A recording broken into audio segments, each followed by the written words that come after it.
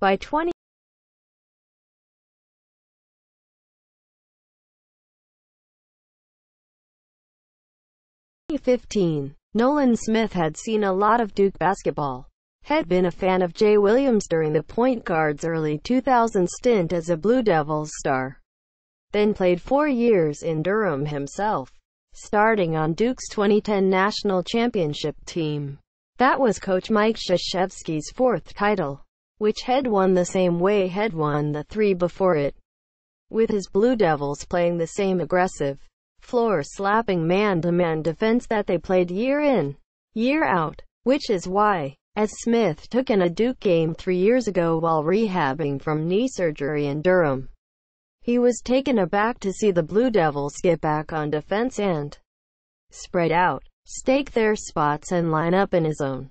"I was shocked," said Smith, who is now a special assistant on Krzyzewski's coaching staff. "I was like, what zone? What Duke team plays zone?" 3 years later, even as what was once heresy has become effective pragmatism, it can still seem bizarre to see Blue Devils defenders not up in their opponents' jerseys but shuffling side to side with their arms out as the ball reverses, like indecisive crabs. But Duke today is not just a team that plays zone, it's a full-on zone team. According to Synergy Sports, in its last 11 games, beginning with a Feb. 11 win at Georgia Tech, the Blue Devils have played zone on 94.4% of their defensive half-court possessions, which, subjectively, actually seems low, but more than just being surprising. That change is one of the primary reasons the No. 2 seed in the Midwest has emerged from the tournament's opening weekend looking like it could be the best team in the bracket. Krzyzewski's 2015 foray into zone, which never reached the stage of full-time adoption, with the defense being used on just 6 possessions in Duke's national title win over Wisconsin, was born out of desperation in the pre-dawn hours of all-night coaches' meeting, after his team had been pick-and-rolled apart in consecutive games against NC State and Miami. Krzyzewski was ready to try just about anything. After 2 seasons of sporadic use, there were early inklings that we might see a revival, in no small part because this year's team, like the one in 2014-15, was so dependent on freshmen for whom a quick education in man-to-man intricacies is hard to ace. The Blue Devils played zone extensively in a preseason exhibition against Bowie State, then employed it effectively for stretches throughout their non-conference schedule. But coaches thought some of its effectiveness may have stemmed from the element of surprise, as opponents primarily prepped to face man-to-man. In the meantime, the Blue Devils' defense as a whole was ineffective and disconnected. By early February, despite being loaded with 5-star athletes and NBA prospects, Duke's adjusted defensive efficiency ranked in the 70s nationally. The rotations were off, said freshman guard Gary Trent Jr. The talk was off. A trip to New York provided the impetus for change. On Feb. 3, Duke played at Madison Square Garden against a St. John's team that had lost 11 in a row and came away with an 81-77 defeat in which it allowed a dismal 1.19 points per possession, roughly equivalent to what the country's 300th ranked defense averaged this season. Krzyzewski called the performance disgusting, and the Blue Devils' next defensive showing was even worse. 1.26 points per possession in an 82-78 loss at North Carolina. Soon Blue Devils practices had a singular focus. For a week straight, said sophomore forward Javin DeLauriere, all we did was defense. Afterwards, the defense they played was different. Over those 2 losses, Duke had played 81.0% of its possessions in man-to-man. Its next time out, at Georgia Tech on Feb. 11, it played zone 81.82% of the time, allowing a more respectable 0.99 points per possession. 3 days later, at home against Virginia Tech, the commitment and results were both more extreme. zone on 52 of 53 half-court defensive possessions, and 0.89 PPP. It just gradually happened, said assistant coach John Shire, who played for Krzyzewski from 2006 to 10 and has been on his staff since 2013.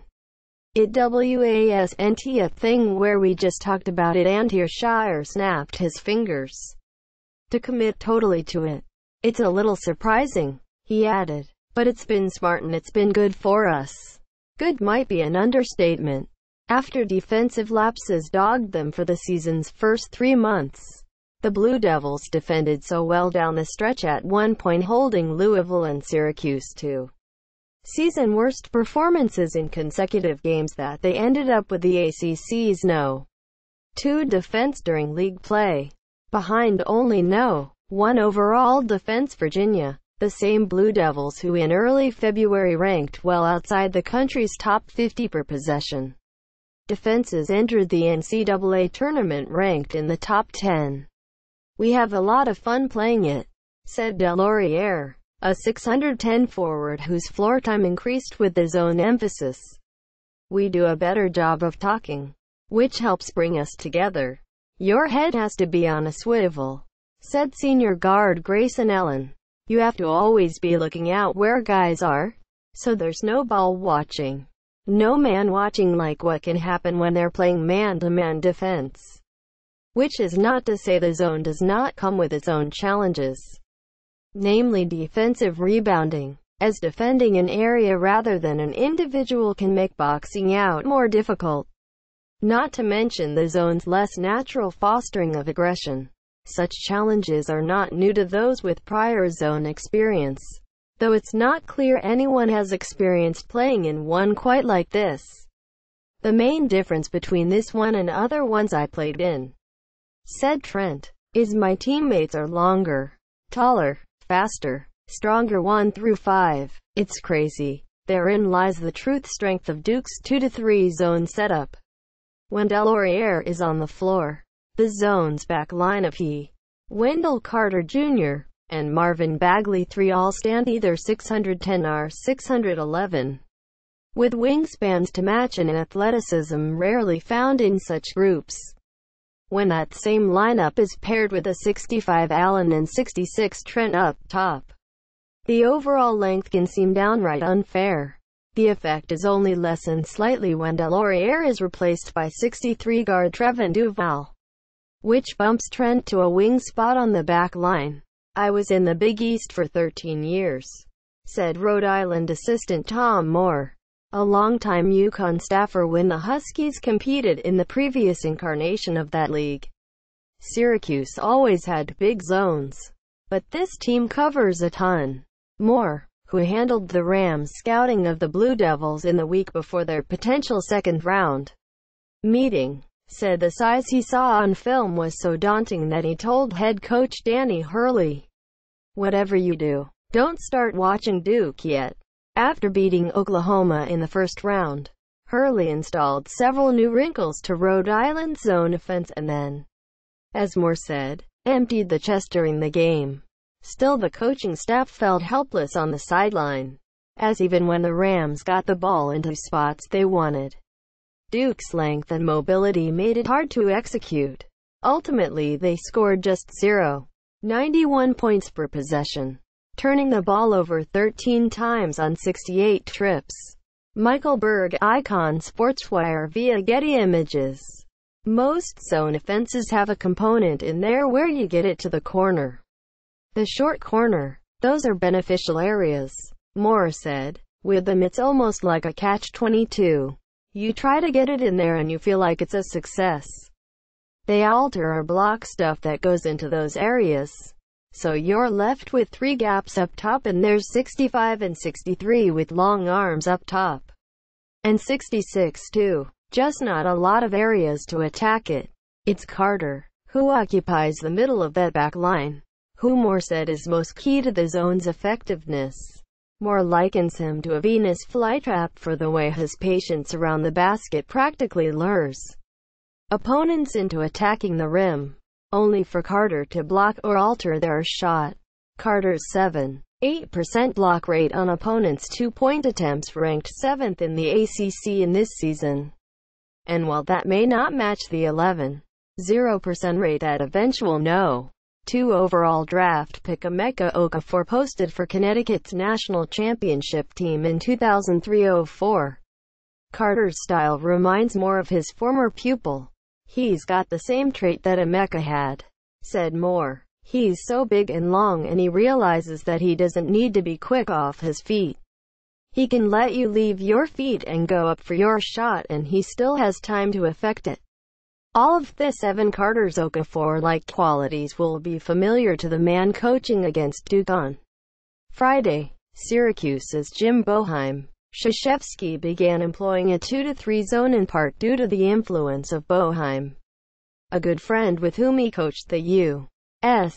national team for more than a decade and who has become synonymous with that defense, which this past weekend keyed 11th-seeded Syracuse's upset of Michigan State.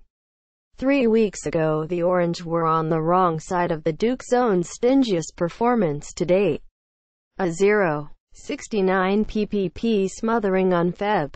24, after which Boeheim joked, "I don't think Coach K should be allowed to play zone. The zone he encounters this weekend will seem just as unfair, but it will not be the same." In the last week of the regular season, the Blue Devils added baseline and corner traps to their defensive arsenal. In their first-round win over Iona, they even deployed a 3-2 setup to disrupt the Gales' fleet of shooters. Duke's coaches insist that they remain scheme-agnostic, ready to scrap the zone mid-game if needed. Should it prove ineffective, we always could go back to man if we needed to, Shire said. But the zone's been good for us. We just want to continue to play it until, and here Shire stopped himself. Better this time of year to not contemplate when or why one would need cease doing anything. Hopefully we just play it, he concluded with a laugh. With the way it has looked, it's reason to believe Duke will not stop playing soon.